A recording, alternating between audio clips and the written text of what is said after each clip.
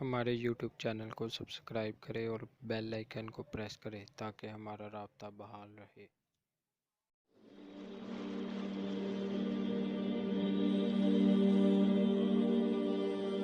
حضرت ابوبکر کے بارے میں آتا ہے رضی اللہ تعالی عنہ، اس احساس کے تحت کہ ایک روز اللہ کے سامنے کھڑے ہونا ہے محاسبے کے لیے، ایک عجیب کیفیت میں کہا کرتے تھے کاش کہ میں درخت پر چہچہاتی ہوئی ایک چڑیا ہوتا جس سے کوئی محاسبہ نہیں ہے، حساب کتاب نہیں ہے، کاش کہ میں گھاس کا ایک تنکا ہوتا جس سے کوئی حساب کتاب نہیں ہے، وہ سوکھ جاتی ہے تو آگ میں جلا دی جاتی ہے، بات ختم ہو جاتی ہے، حساب کتاب نہیں۔ کہنے والا کون ہے؟ ابوبکر صدیق رضی اللہ تعالی عنہ۔ قرآن مجید بھی کہتا ہے، سورہ اما یتساءلون جو ہے اس میں یہی تو لفظ آیا ہے، آخری آیت کیا ہے؟ یقول الکافر یا لیتنی کنت ترابا، ہائے کاش کہ میں مٹی ہوتا، شرف انسانیت مجھے حاصل نہ ہوا ہوتا۔ اور فارسی میں ایک شاعر نے کہا ہے کیفیت کیا ہوگی کہ ہر انسان کہے گا مرائے کاش کے مادر نہ زادے، کاش کہ میری ماں نے مجھے کبھی جنا نہ ہوتا۔ یہ ہے وہ ذالک هو الخسران المبین، ان الانسان لفی خسر، یہ ہے ہیومن ٹریجڈی۔ یہ دو چیلنج تھے نظام خلافت کے لیے، اس کے اس پس منظر کو ذہن میں رکھیے۔ عرب میں کبھی کوئی مرکزی حکومت تھی ہی نہیں، لہذا وہ لوگ عادی نہیں تھے۔ اگر کوئی حکومت پہلے ہوتی تو کوئی ٹیکس ہوتے، پہلے کوئی عادی ہوتے وہ تو وہاں پر تو کوئی نظام تھا ہی نہیں۔ انہیں زکوٰۃ بہت بھاری لگ رہی تھی، ہم سے یہ لیا جا رہا ہے، ہماری آمدنی کا ایک حصہ، یہ بہت انہیں کھل رہا تھا، شاخ گزر رہا تھا۔ اسی طریقے سے عرب کی صورت یہ تھی کہ پورا ملک تقسیم تھا، قبائلی، اور ہر قبیلے کا سردار گویا کہ اپنے علاقے کا وہ بے تاج بادشاہ تھا۔ جیسے آپ کو معلوم ہے افغانستان میں طالبان کے آنے سے پہلے وار لارڈز مختلف علاقوں کے اندر انہوں نے پھاٹک لگا لیے، اپنے علاقے بنا لیے، ہر ایک اپنی جگہ پر، میں خود یہاں کا مالک ہوں، مختار ہوں۔ اور اب طالبان کے خاتمے کے بعد دوبارہ وہی صورت پیدا ہو گئی، امن و امان ختم ہو چکا ہے، وار لارڈز ہیں، ان کے اپنے علاقے ہیں۔ تو ان کے لیے ظاہر بات ہے کہ وہ دبک تو گئے تھے جب ان کی پیش نہیں جا رہی تھی، جب وہ مجبور ہو گئے تھے، انہوں نے اطاعت قبول کر لی تھی۔ اسی لیے ان کے بارے میں سورہ حجرات میں فرمایا گیا قالت الاعراب آمنا، یہ بدو کہہ رہے ہیں ہم ایمان لے آئے۔ قل، اے نبی ان سے کہہ دیجئے لم تؤمنوا، تم ایمان نہیں لائے ہو، ولکن قولوا اسلمنا، یوں کہو کہ ہم نے اطاعت قبول کر لی ہے، ہم اسلام لے آئے ہیں۔ وَلَمَّا يَدْخُلِ الْإِيمَانُ فِي قُلُوبِكُمْ، ابھی تک ایمان تمہارے دلوں میں داخل نہیں ہوا۔ یہ سب کا معاملہ نہیں تھا، لیکن اکثر کا معاملہ تھا۔ ان میں مومنین صادقین بھی تھے، لیکن اکثر کا معاملہ یہ تھا۔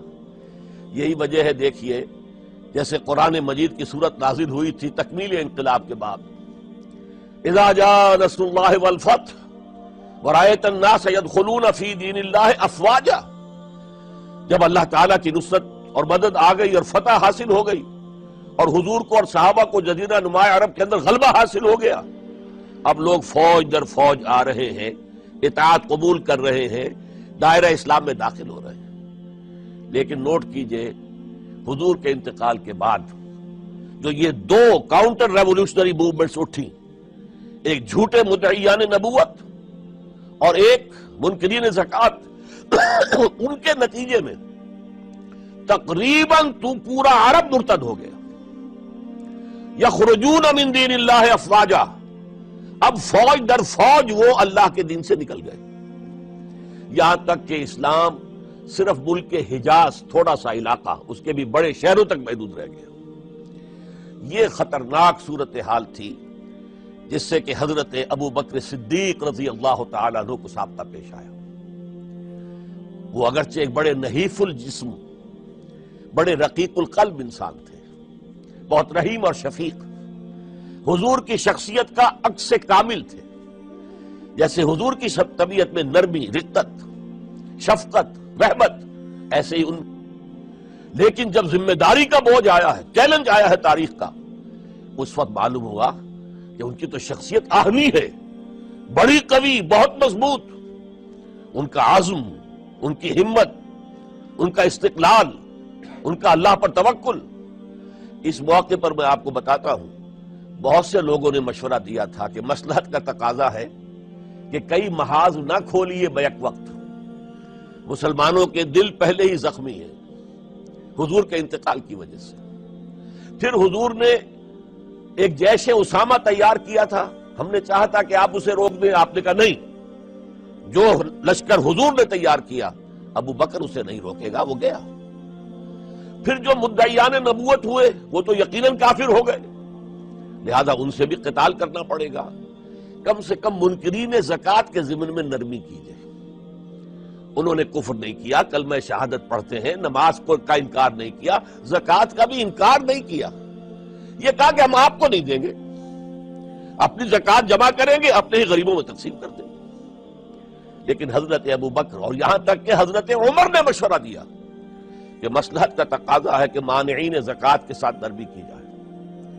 حضرت ابو بکر نے فرمایا، عمر تم ایام جاہلیت میں تو بڑے سخت تھے، بڑے مضبوط تھے، بہت طاقتور تھے، خدا کی قسم اگر یہ زکوٰۃ میں حضور کے زمانے میں اونٹ کے ساتھ اونٹ کو باندھنے والی رسی بھی دیتے تھے، اور اب اگر یہ کہیں گے کہ اونٹ لے جاؤ رسی نہیں دیں گے، تب بھی میں قتال کروں گا، اس لیے کہ ایبدل الدین وانا حی، کیا دین میں ترمیم کر دی جائے گی جبکہ میں زندہ ہوں؟